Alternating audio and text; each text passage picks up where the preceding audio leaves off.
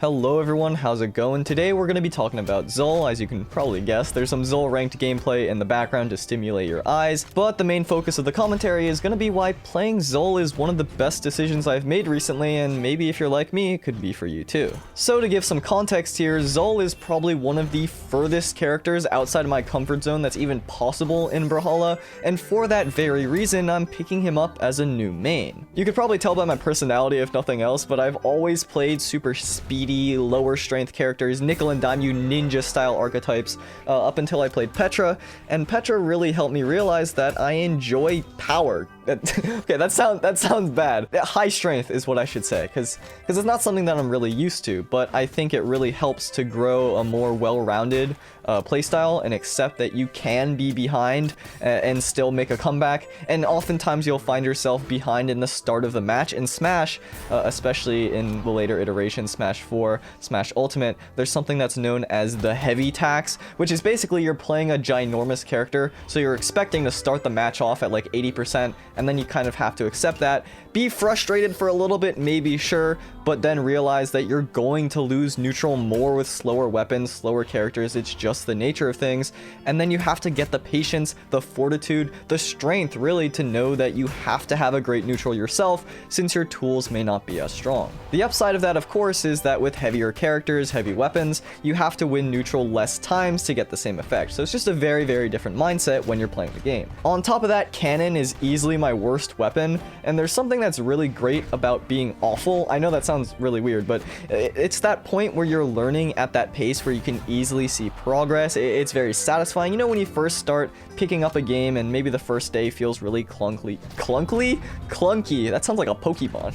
Go get him, Clunkly. That was so, I'm sorry. My brain just jumps to these things. Okay, anyway, it feels very clunky the first couple times you pick something up. Of course, I mean, it's new. You're not expected to be an expert yet, but there's that point very early on when things just start to click and you just start getting stuff into muscle memory, and the clouds part, you can see the sunlight, the rainbow, and every time you do something since that point, or from that point rather, you feel like you're learning, you feel like you're getting better, and it's very clear visually. Like, it's not even a feeling, you can literally just see yourself getting better. Then of course, as your skills get more and more and more honed, the plateau starts to come in, you hit a bit of a wall, and then that's when it gets really frustrating, really annoying, because you can't see the incremental changes, because at that point they're a lot smaller. And I don't know, there's something really nice about picking up something new and getting that noob feeling all over again. Now, this in particular isn't something new. I love playing random. I play every character in the game, at least casually.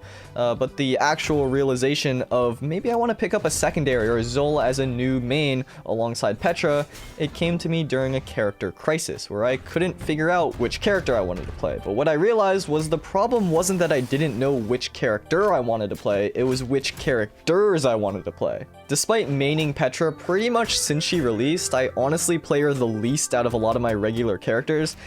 I don't really know why. She kind of feels like this boss mode that rarely ever plays at 100%, but when it does, it's just so much better than all my other characters. I don't know if you guys have that too, but it's like, I don't play Petra that often, and I don't play her well very often, but when I do play her well, it's just so much better than everyone else, and it's very inconsistent whether or not that'll happen. And I think a big part of that is because I didn't practice her, but at least I know I'm digging my own grave here. But that leads into the next point, which is that part of why I didn't practice Petra much is because I felt like I had to. She's my main, she's my best character, so if I'm gonna practice, if I'm gonna grind, I gotta dedicate time to her. And if I'm not feeling it, if I'm not feeling the orb, I'm not feeling the gauntlets, I don't want to play her, I just wouldn't practice. And I think a lot of that is expectation about like what I should be doing, and everyone says to have like 1 or 2 mains, and the way to master something is to put a lot of time into one thing, you know, the practice one kick 1,000 times rather than 1,000 kicks one time. And I think that's true, right? I think that's how you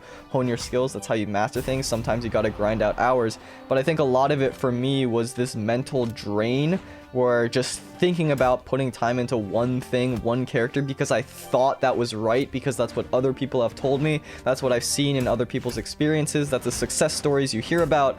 I just thought I had to fit into that mold. And what I've realized is I'm just not the type of person to play one character forever. I've been playing for 5 years, over 5 years, and I'm pretty sure my highest level character is 70, which by metrics compared to other people playing as long as I have is very low. And I think that's okay. Playing one thing is just incredibly boring to me, and it saps my interest.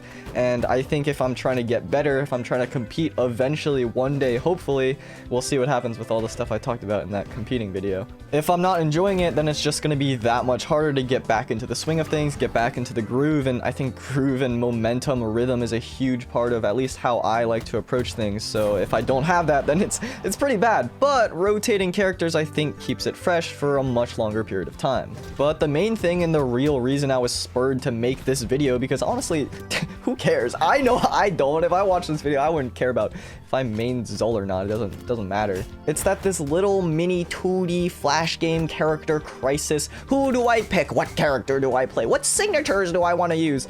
It's really helped me realize that it's kind of a microcosm of a lot of other areas of my life, and I've noticed the same exact pattern. To give you a concrete example, the Reno guide. That's something that on day 1 and day 2 of Reno's release, I wrote up a script, I studied his signatures, I got all this data, and I wanted to really push it out right when it was released. And so I grinded really hard. I woke up early, and then I tried to record it for the entire day, tried to edit for the entire day, just one thing, and I got so foggy in my brain, and I don't know, it got really rough for some reason. I don't know why, because it's ultimately not that important, but I couldn't stop stressing. My heart started beating out my chest, and I just couldn't think straight. And every day I tried to record it, and it would just be a complete mess. I would trip up on my words. I would lose focus mid-sentence way too often.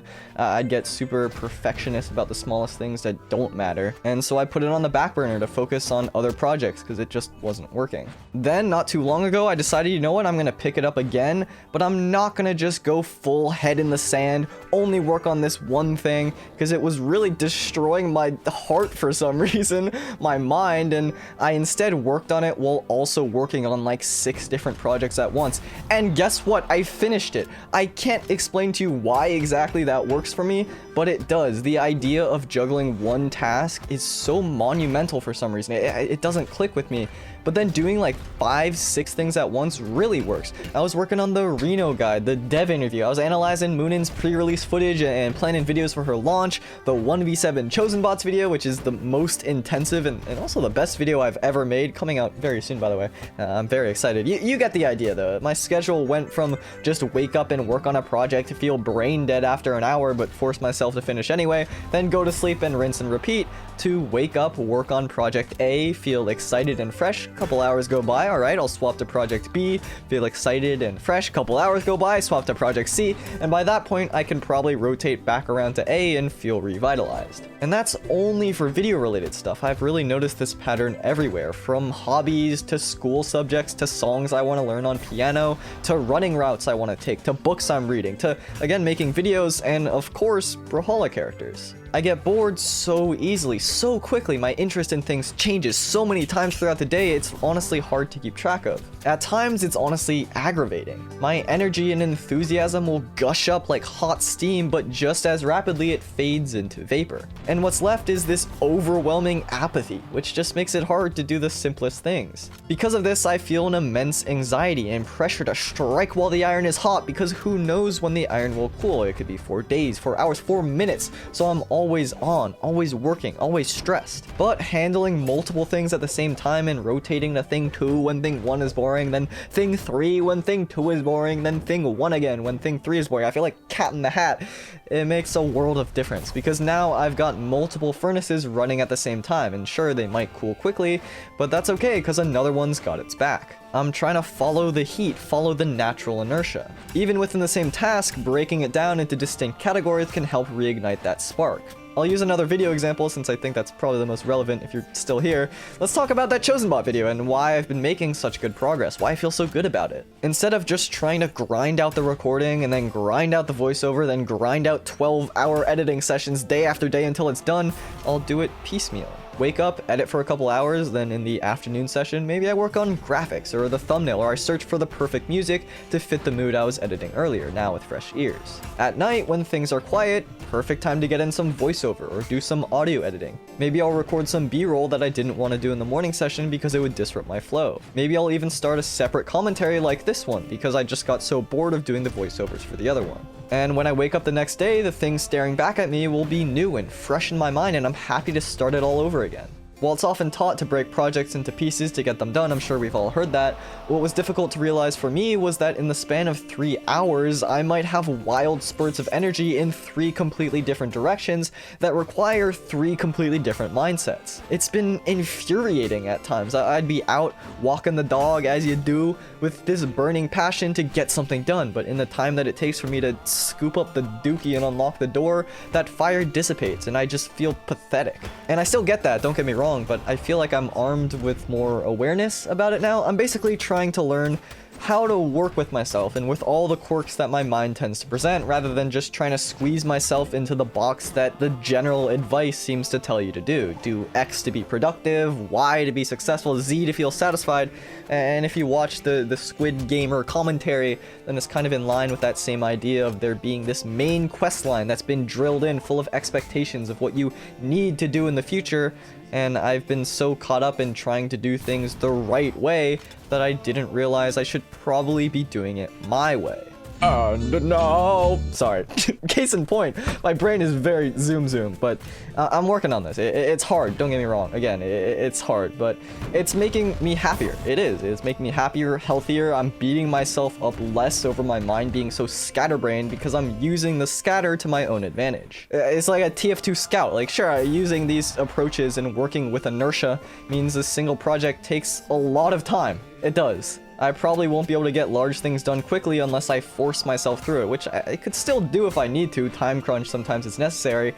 But even if the final product is delivered earlier, it definitely takes away from the experience, which just by number metrics is a much larger percentage of actual time. The final product, despite being the only thing that other people see, that's you guys for videos, it's not the only thing that's important. It's not. And I gotta stay sane, okay? What's cool though is that even if I don't get one thing done quickly, by the time I do finish, I'll be like 70% done with 4 other things at the same time. I'm not gonna lie, it's more complicated and often more difficult than just following through with task 1 start to finish. Even if you're not focused, you do it anyway like a drone zombie, but I think that's in part due to that idea of a grind being what I was taught, what I'm comfortable with. It's not that I don't have discipline and I don't want to push through the bad stuff of working on a project or reading a boring part of a book.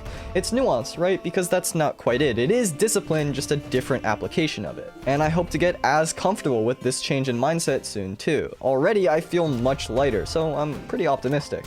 I don't know how relatable this is, in all honesty. I've talked to a couple people, they think I'm crazy, so I don't know. But one last thing before I go, I do want to leave you with one little tip here that I found for you procrastinators out there, because you sure know I'm one of you, and you sure know you're one of you because everyone procrastinates. Something that really helps to break that sensation of not being able to start something because it's so overwhelming is to take a look at what you do at the end of your last session. What I've started to do is never ending a session on an endpoint, because it'll make it just so much harder to start the next time you sit down. I know it sounds counterintuitive, but instead try starting a new idea or end off just before the steam is gone so you can roll right back in next time. An example of this is if you're writing an essay, start a sentence and then just don't finish it, and now you've got an easy kickstart for tomorrow's you. If you're working on a video, you can try dragging in the footage right at the marker, right at your cursor mark, so that the next time you don't have to search for it and you can just jump right in. You might have an inkling to just get it done the moment you do that, but wait, hold on, stop.